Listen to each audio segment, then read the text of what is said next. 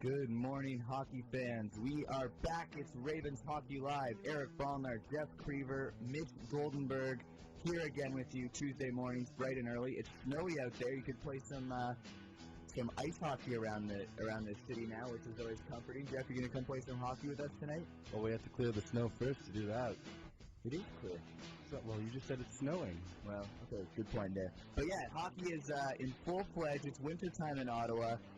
There's not a lot of cities like this. It's a good city for hockey. You've got some 67s. You've got some Ottawa Senators if you want to venture all the way out to Canada. You've got some pretty good Junior A hockey, but most importantly, the Carleton Ravens men's and women's hockey teams are going to be back in full fledged. The men's played some exhibition games on the weekend. The women's have a couple of huge games to get their season back on track this year. And say hello to Mitch Goldenberg, everybody,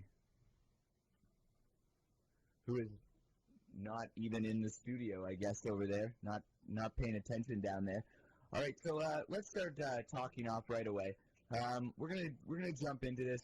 It's not necessarily Carleton Ravens related. We're gonna go back talking about the McGill Martlets. Over the Christmas holidays, we had a good 3 weeks off, and all we heard, if you watched sports news, if you paid attention at all, ESPN news, anything in the States, even in Canada, it was the Yukon women's Husky team, the basketball team in the NCAA basketball in the United States, 90 wins in a row, impressive feat. Everyone was going on and on about how impressive this winning streak was for a women's hockey or for a women's basketball team to win 90 in a row. Pretty impressive, though. It is impressive, but it's like you said, you know, you're going to have issues here in Canada getting that going. And you were talking about McGill's team with their huge streak and getting some of that recognition. And I think part of the difference, too, is that it's the comparison of basketball in the States to hockey in Canada. And it really gets me going, and this is what's happened. Yukon wins 90 wins in a row. Fine, 90 wins in a row, really impressive. They deserve all of this media attention. Deservedly, 90 wins in a row. That's insane. That's unheard of if you do not pay attention, which nobody pays attention, to women's hockey in Canada, where the McGill Martlets are currently on a 91-game winning streak. 91 games. That is one better than Yukon. They're showing no signs of stopping. They're playing the same competition over and over. You'd think that one of those teams would figure out a solution how to beat McGill, but there's no end in sight. And just guys, why do Canadians not buy into a game that they love so much? Obviously, they obviously love hockey. They subbed 80% of American building with Canadian fans for a Canada-U.S. hockey game in the United States last night. Why don't people care about women's hockey at all in Canada? Well, it is truly remarkable the way that this women's team has played. And it's not like you said, it's not like, oh, there is no end in sight. It's not like they're blowing everyone away, and it's not even close. There have been some close games. I mean, even our Ravens took them to a shootout. They've been in some very close games and had some very close calls. So, you know, it's not like they're blowing everyone away and it's not even close.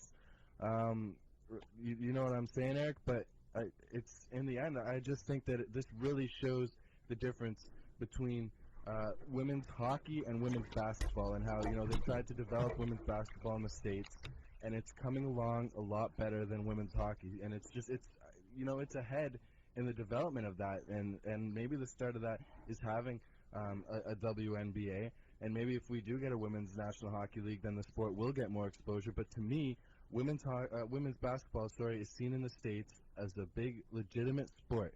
In Canada, women's hockey is kind of pushed aside. It's brushed aside, and it's not important here. There's some people that follow it. There's, people like us that'll sit on the radio and talk about it, and they'll get some fans at the games, but it's not big yet. It's not mainstream. Well, I think it has to do with the level. I mean, the only university sport you see on TSN or Sportsnet is football. And, I mean, nobody really cares about university hockey here. Maybe it's because we have so many hockey leagues here, or everybody plays hockey in Canada that, I mean, there's just too many leagues to keep track of. So, I mean, we care about the NHL, we care about international hockey, we care about like OHL and QMWH, Quebec hockey, and like everybody in the CHA. But I mean, university hockey, it's just a lot to follow, and even in Canada, they don't get the attention. It's too many leagues to follow. We have one league that Canadians follow religiously. Only one league Canadian follows.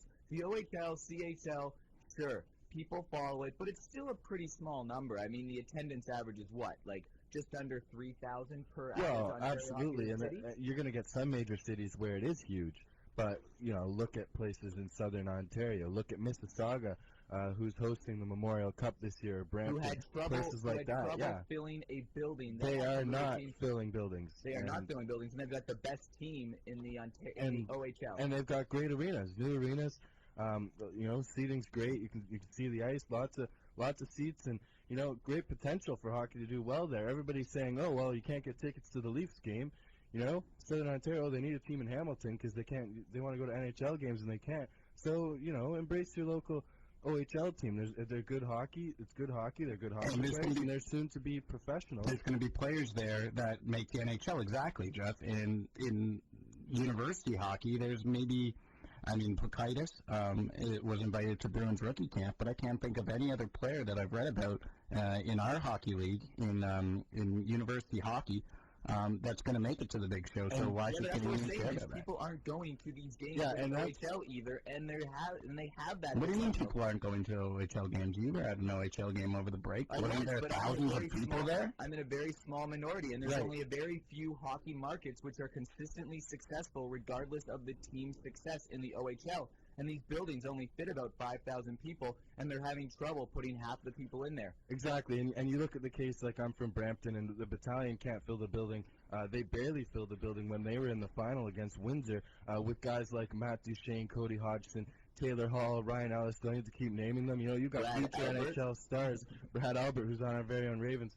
But even if they're not filling the building, if they can't fill the building for OHL teams across the country, what does that say for the CIS? Because like Mitch said, and I think this is a huge problem, OHL has a lot more marketability because you have the future stars of the NHL. You have your Stevens. How many people in Sarnia went to see Steven Stamkos all the time? And maybe not a ton of people. Through Doughty, Through Doughty, exactly. And you don't have that marketability as much in the CIS. But you Granted, should be like able you to. said, I think in the CIS you do have a marketability. Not that marketability, but you have school spirit, and people are going to want to come out and watch their sports teams. When I first came to Carleton, I was excited to go to a basketball game because I heard everybody cared about the basketball game. And they didn't.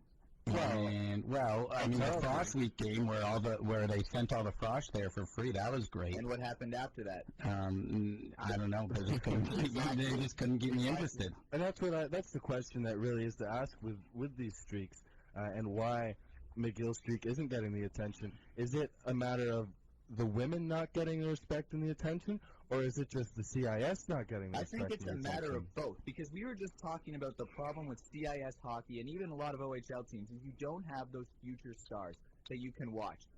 CIS women's hockey is the future. They are the best players in women's hockey. Haley Wickenheiser, the best women's player of all time who played professional men's hockey, plays for the Calgary Dinos, and they're having trouble putting people in the building. The McGill Martlets, I just read a really interesting article in the McGill newspaper saying that it was kind of shocking that nobody was going to the hockey games. They were playing in front of a ghost town. Nobody was there, and they're on a 91-game winning streak, the longest in any competitive sport in North America. And their goaltender is one that has been on the last two Canadian Olympic teams, which has won gold medals. They're a gold medal Olympic goaltender on that team. They've got a couple other Olympic players, including Kathy Charlon, who is an unbelievable defenseman, one of the best women defensemen out there. And so these are the best players. You are not going to go and see better women hockey players because they are playing for university teams in Canada. And they had Kim St. Pierre at one point, one of the best Canadian goalies of all time, and they just don't go to the games. So what can we do to fix that? What can we do to say, hey, this is a good product, this is the best that we have to offer, and how can we generate that school spirit? You mentioned the Frost Week game at Carleton, Ravenspalooza. For those of you people who don't know about it, it's a big first day of school. All the Frost go and pack into the gym, and they cheer on a basketball game. But they got rid of it. They had a soccer game this year. It wasn't basketball this year, and people don't go and sell out all the basketball games. So what do? Yeah, and you're right. That's a serious issue, and you were mentioning the star-studded McGill lineup and a lot of the great players in the CIS women's and how they fail really to fill seats still. If Carleton had those players, do you think they'd fill the building? If they had that winning streak, do you think they'd fill the building? Or do you think they'd do a lot better than now? Or do you think it would be close to the same? Well, I think if Carleton had a 91-game winning streak, I think the building would be similar to a men's atmosphere, which is only a little more than what they get for the women's games. Jeff, I think you have some of the attendance numbers there. What's Carleton averaging this year? Well, I don't have the numbers for this year, but going to most of the games, they're getting around 200 or 300. Now, I do have the numbers for 97, 98, and 2007, 2008. And Carleton was obviously a younger program then, and at that time they were averaging 231 a game in attendance, and their highest was 525, and that's actually about average. That's on par with most CIS teams. So looking at those numbers, you can't really blame Carleton for sure, even though they're a new program and they're getting those numbers. I think it's more of a league-wide thing, and absolutely. Lakehead is the exception. They average over 3,000 a game. At least in 07-08, they averaged 3,100, and their highest was 3,500. That is absolutely incredible. The one thing I don't have here is the numbers for Nipissing, and I'm sure they do very well also. Maybe if we knew how to work the phones here, we'd give Lakehead a call and ask what they do to attract players. But what it seems like is CIS hockey to Canada is kind of like the NHL in America. I mean, it's a great product, but nobody's really caring about it. And, I mean, it's a great product in Canada because everybody loves hockey. Everybody wants to see hockey. And, I mean, in America, obviously the NHL is all that, but nobody's coming out to games in the southern United States and stuff. And, I mean, what did America do to promote their game? What did you guys do last Saturday night? You watched the Winter Classic, yeah. the spectacle, right? Right, but that's not an answer for everything. But I mean, I don't even think that was to promote the game in the southern states. I don't think they're going to do that. And I think a lot of the teams in the south, a lot of those markets are going south. Atlanta, those guys are going to be moving. They're going soon. north, is what you mean. Right, and even Florida and Tampa Bay, how they continue to have teams is beyond me, because I think that most of their fans, the fan base that is clinging there, is from Canada. You get a lot of people coming to Florida from Canada, and that's where they get a lot of their fans from. So the teams in the South, I don't think, are doing well at all, and I think that this whole Crosby-Ovechkin thing, really, in the HBO series and all that, is to promote the game in the northern states, where hockey's crazy there. Especially for the big schools like Michigan and in the East, in the U.S., it's huge. But I think they're trying to promote it even more because a lot of people in the States don't even know what the NHL is, or maybe they've heard of Crosby and Ovechkin, but if they see a series like that on HBO in the Winter Classic, maybe they're tuning in. Oh, what is this? What's going on here? And that could get more fans. But I don't think that's geared to the South.